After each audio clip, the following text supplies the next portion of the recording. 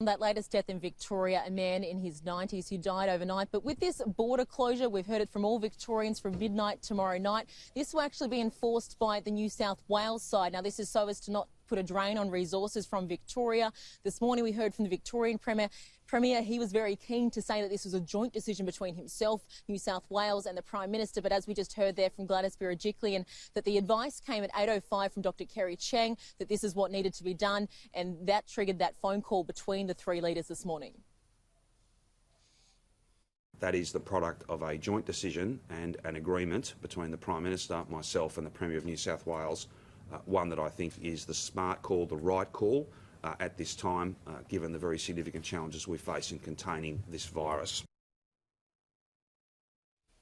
Now, this will be no small task. There are 55 main border crossings between Victoria and New South Wales. There's also a number of other shared resources, such as the Albury Hospital, which is operated by Victoria.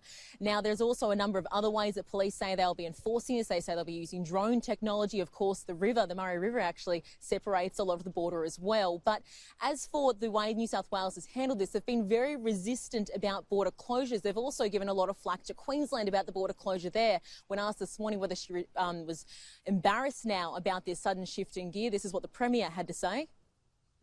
When we made those statements, or I made those statements, the vast majority of cases that New South Wales and other states were experiencing were from overseas travellers or the direct contacts. What is happening now in Victoria is very different. This is unprecedented in Australia. This, of course, comes as Victoria records another grim milestone, 127 new confirmed cases overnight, the highest in a single day since this crisis began. Now, the Premier hasn't ruled out locking down more postcodes.